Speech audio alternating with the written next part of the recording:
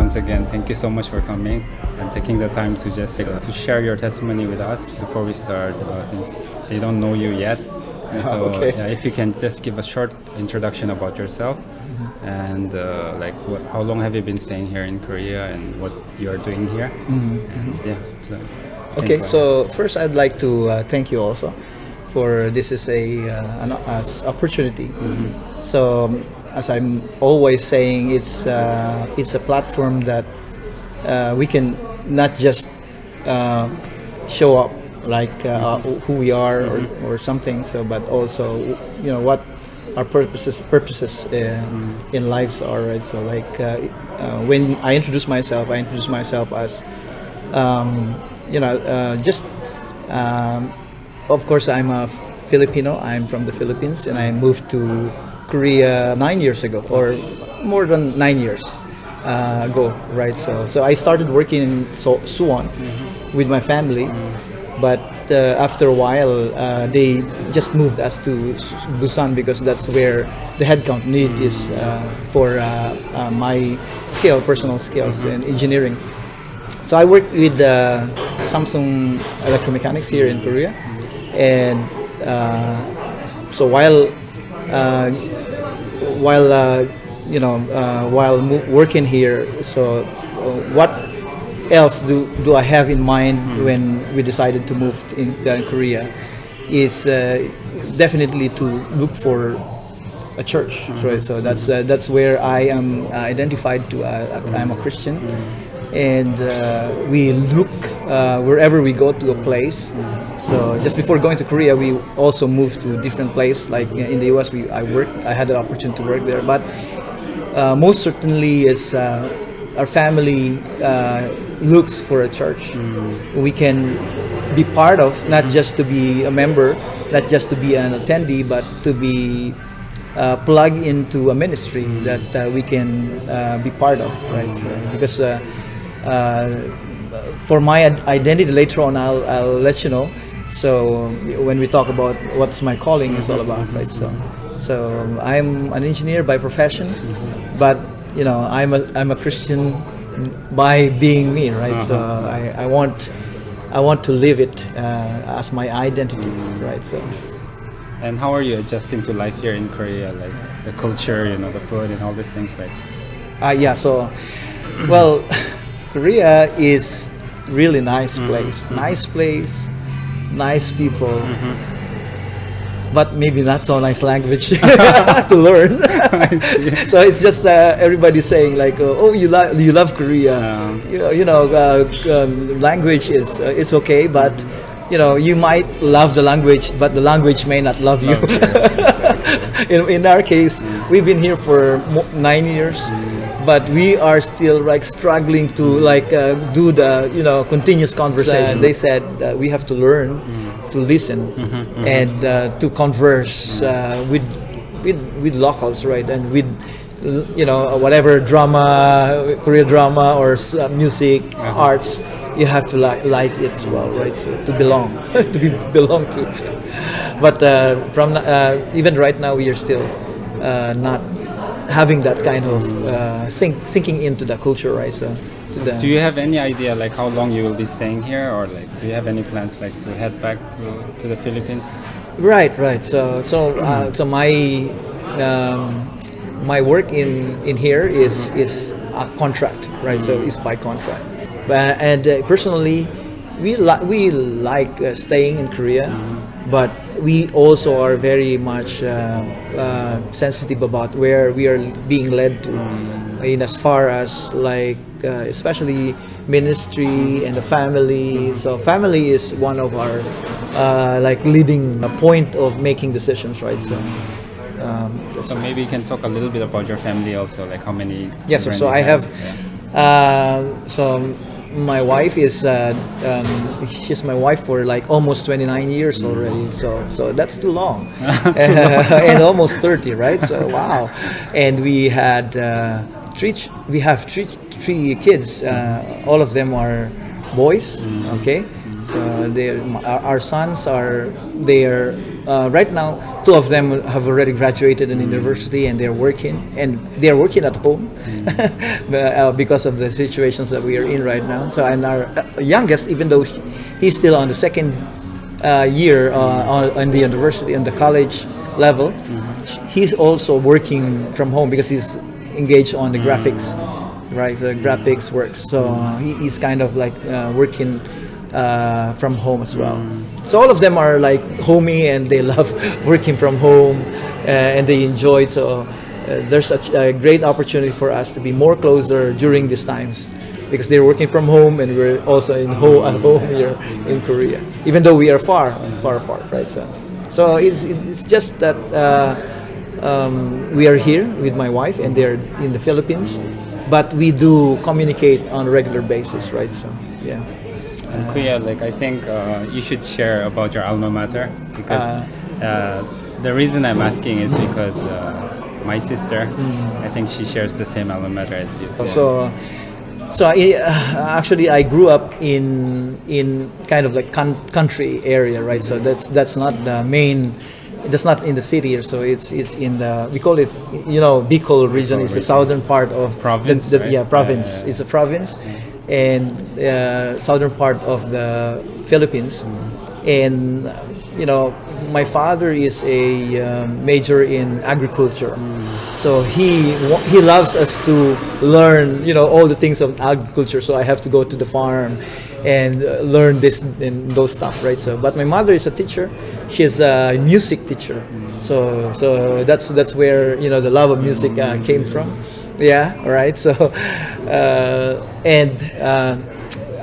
when I studied in from elementary school, kindergarten up to high school in the province, right? So in the province, so it's different. I mean, I studied high school in the main city of the province, right? So in Camarines Norte, so southern part.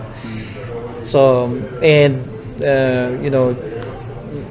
my experiences also speaks to my upbringing, right? So and yeah, so let me finish first. So I studied in high school until high school in the province, and I go to the university in Manila. So I studied engineering in maybe Technological Institute of Philippines. So and do my master's degree in University of the Philippines. Yeah, so that's University of the Philippines. Yes, yeah. I heard from one of the Filipino brothers that you graduated from UST.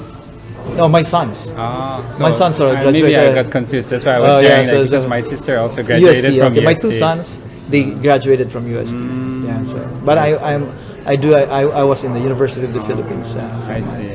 So again, but still, like my second brother, he also graduated from University of the Philippines. Oh, really? Yeah, Oh, in Los Baños. Oh yeah, so just like Benny, Benny and Rona, those are they are actually graduate. They And he graduated. also majored in agriculture.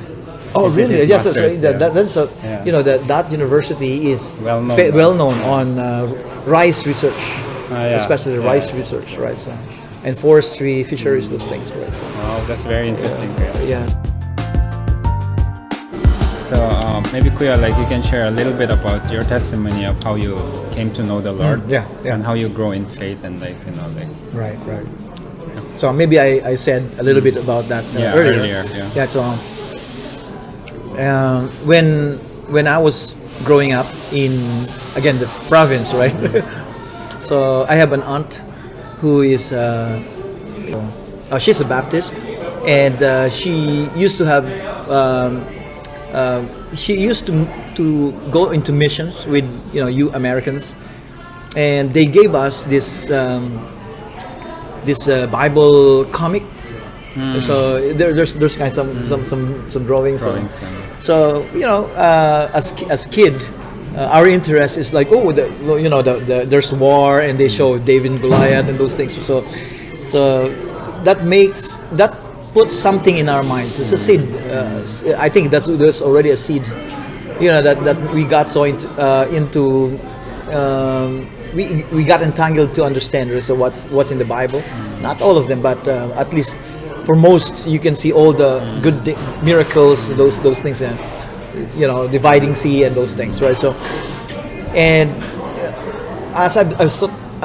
during the time we were so religious, but again, it's just very superficial, right? So knowing something, right? So and again, circumstances happened in my life also during my high school. So I got entangled into very notorious fraternity. So I know, very famous in the Philippines, fraternities. And my sister also, she was like a founder.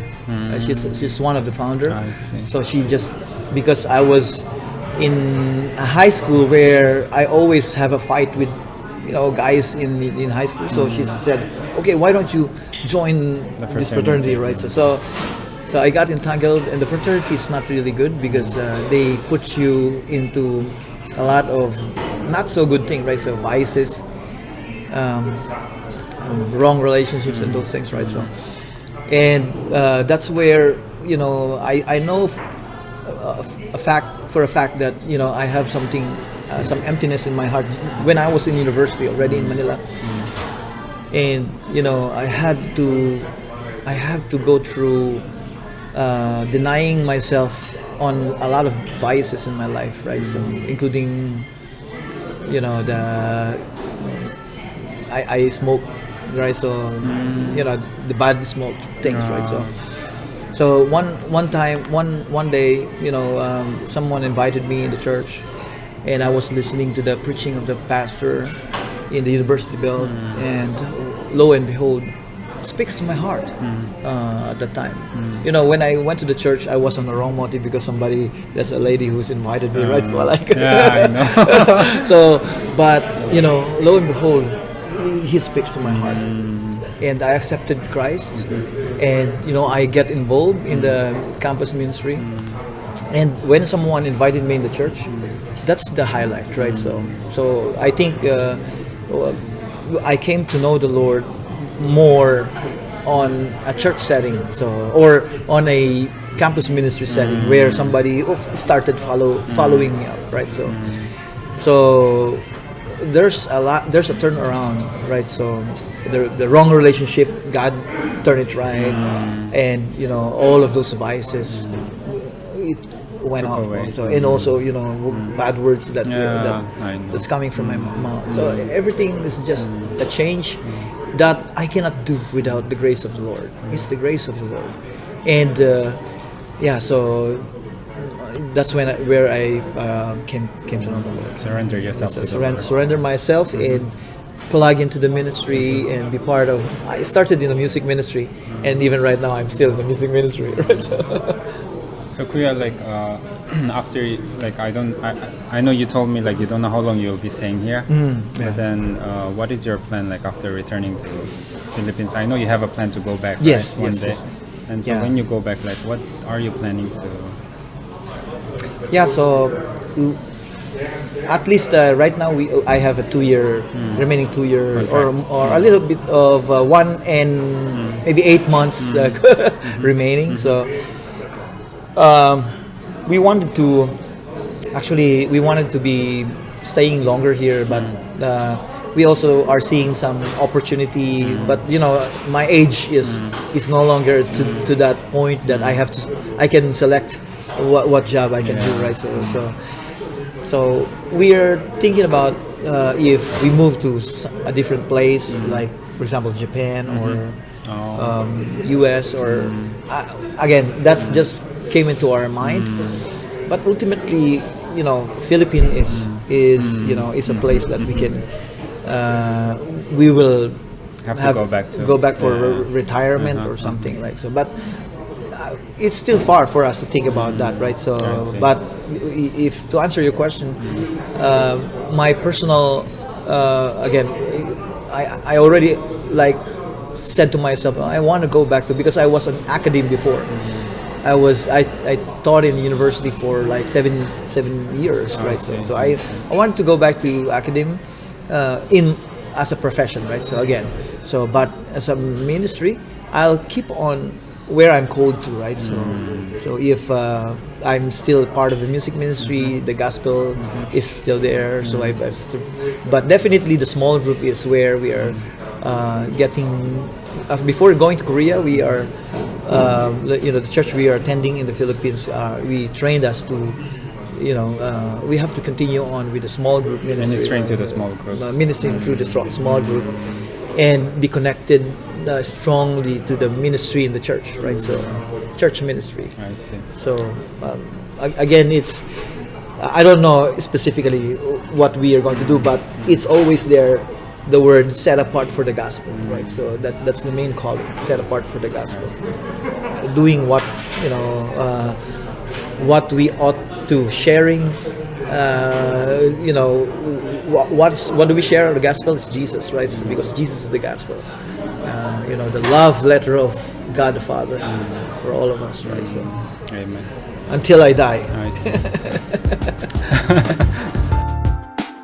Okay, so usually the next question I would like to ask is regarding your calling. Yes. Okay. And so there are many people here in Korea who work with me, and people around me who don't know what their calling is. Yes. And they're looking for it, and so I interview people and ask them how did you find your calling, and so that you may be able to maybe help them, so that they can also connect in certain ways. Yes. So maybe you can share a little bit about how you found your calling, and how the Lord revealed it to you. Right. Yeah. So actually, so my background is as I was starting out telling you, I was a we are so religious. That's the background. So, but we don't have a kind of connection relationship with God, right? So it's just a religion. So that was my background until I get to know the Lord in university. When I was in the university, it's a campus ministry. So and it's not suddenly when I just received Christ, to be my Lord. It's not a sudden process that I have already I know already what I'm called for, right? So because there's really that kind of learning curve to know God, especially faith comes from hearing, and hearing the word of God, right? So and that's where when I started I started growing by desiring to knowing God through His Word. So, and being part of the ministry, to tell you,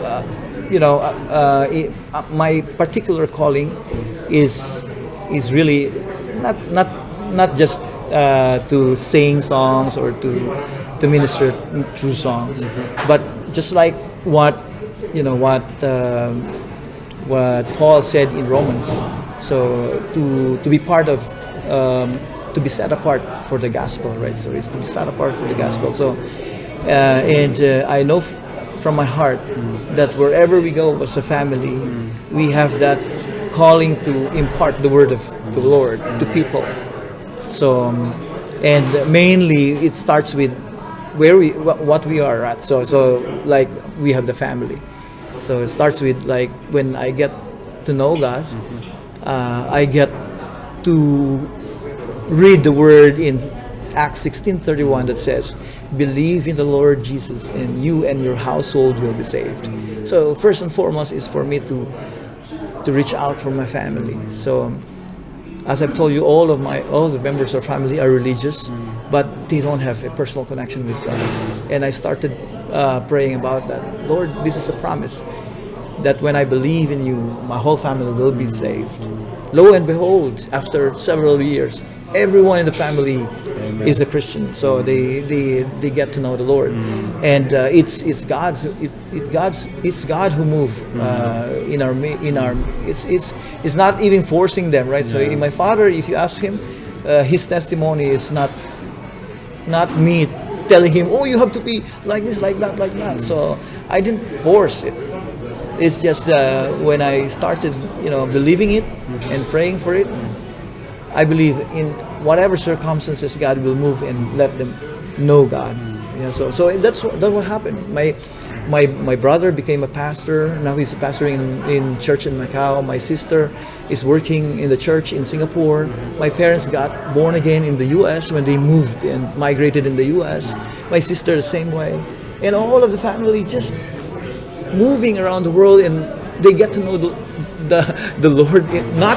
Not because I was there and beside them, right? So it's God who's moved, His Spirit moved, and they get to know Him by that. So for me, if you ask me what is my calling, I will probably speak to what Paul said about his identity, right? So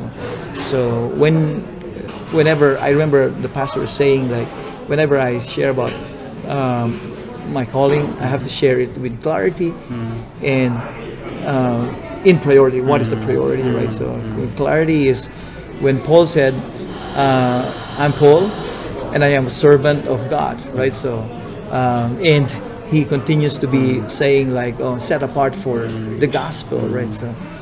So I would say the same thing, right? So I'm a music minister for the gospel. So I'm an engineer for the gospel.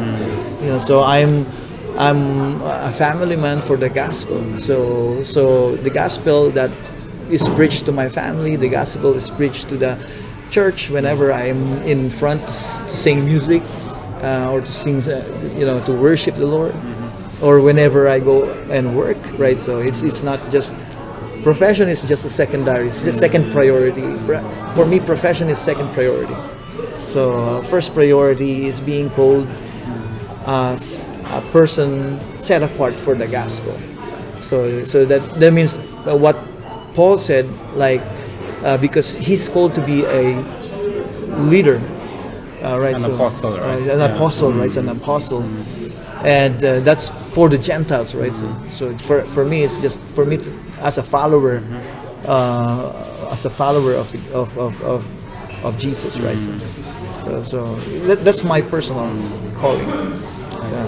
So it's just amazing, like, when the Lord reveals to you, like, your real calling, that your job becomes secondary, right? Yes. Everything else becomes secondary. Yeah. So a very good example is when I was in university, my whole goal is to become an engineer, right? So to become an engineer.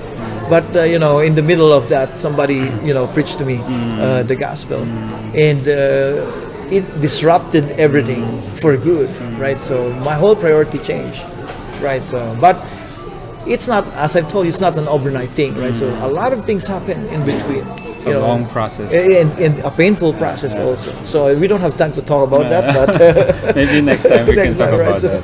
Yeah. Okay, Kuya, so finally, like, like, if you can leave a message for the viewers, a message from the Lord, like, that is He's putting in your heart that you want to share with them, I'll give you the time to share. Yeah. And in the end, maybe you can share a little bit in Tagalog for the Filipino listeners. Really? I'm sure my brothers and sisters are also watching, so they'll be very happy to hear a fellow Filipino, like, speaking in, to them. Yeah. So first in English and then in Tagalog. Okay. Yeah. So as I mentioned, my calling is to be a follower of Jesus, right? So it's to be discipled by Him, and to be called as a disciple to teach others also, right? So that is just a great commission. So my sort of advice is for all the viewers to really look at the mirror and see the what would be the lasting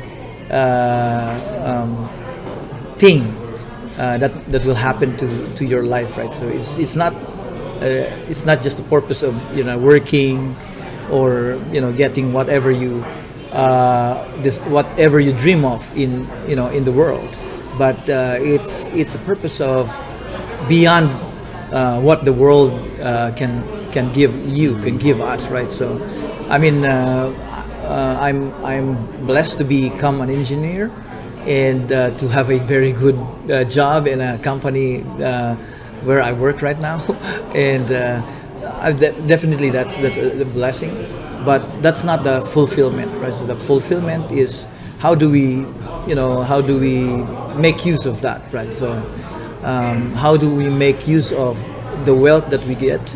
How do we make use of the whatever skills that we have right now, be it musically or be it technical in terms of engineering, or if you are in arts, or in your medical field or in your business, right? So what do we do with that? And for whatever blessing we get, right? So first to your family, then to the people in your influence and to the world, right? So God will definitely have place for you to serve Him, like so as a servant of Christ, it's where it's a purpose. There's a purpose. There's a place, right? So and there's a people, right? So for someone to be called, right? So wherever you are plugged into, right? So there's a purpose, there's a place, and there's people. Always we kind of think about that, right? So I think that's a sort of advice. So we have to just look in the mirror and ask ourselves, right? So what's my purpose? Where am I right now, and what I'm doing in this place, and who are the people, that's in the sphere of my influence right now. So what do I do with them, right? So there's a message that we have to say, to tell them, right? In Tagalog also. Later. Okay. Last. Yeah, I'll speak in Tagalog, so because alam ko na si naintindihan ko po. Naintindihan mo, okay? Naintindihan mo. Okay, so nakakaintindi siya ng Tagalog. So sabi niya, gusto niya magsalita ako ng Tagalog sa mga taong nakikinig, at sana naunawaan natin na ang ating buhay sa mundo ay maiksi lamang, at ating ang ating oportunidad, no? So yung pagkakataon na binibigay sa atin ay gusto nating gamitin yan para makita, hindi lamang para sa satisfaction natin, no? So sa lahat ng gusto natin ma-attain natin sa mundo, kundi magkaroon ng meaning, or kung saan natin dadalhin, no? So saan ba natin gagamitin, dahil hindi naman natin madadala lahat yan. In fact, lahat ng natutunan natin, lahat ng natanggap natin, lahat ng meron tayo ngayon ay hindi sa atin, at yan ay lahat binigay sa atin para na ating gamitin at ibigay sa iba, para ang iba ay magkaroon ng pagkataon din na hindi lang magpasalamat sila, kundi magamit din nila para sa iba. We're just saying that we're blessed to be a blessing, right? So lahat ng mga natatanggap natin ay ibibigay natin. Hindi natin itatago sa baul at dadalhin natin sa ating libingan, no? So we have to give it while we are here. So all what we receive, right? So para sa Panginoon. Para sa Panginoon, right? So ginagamit tayo ng Panginoon, at yan ang command. That's the command of the Lord for us, to love one another and to consider one another, right? So it's not just for us. May meaning yan, ang pagbibigay sa atin. Kuya, thank you so much. Maraming salamat po, Kuya. Yes. And your life has been such a blessing to us. Yes. You're leading the praise and worship team, and also guiding us through the small group ministry that you're doing. And I know that the Lord will continue to bless you, and Sister Leah also. And the Lord is using both of you to just minister to the Filipino community here also, and at the same time the foreigners who are living here. Yes. So thank you so much. Thank you so much also. God bless you. God bless you. Thanks for this opportunity.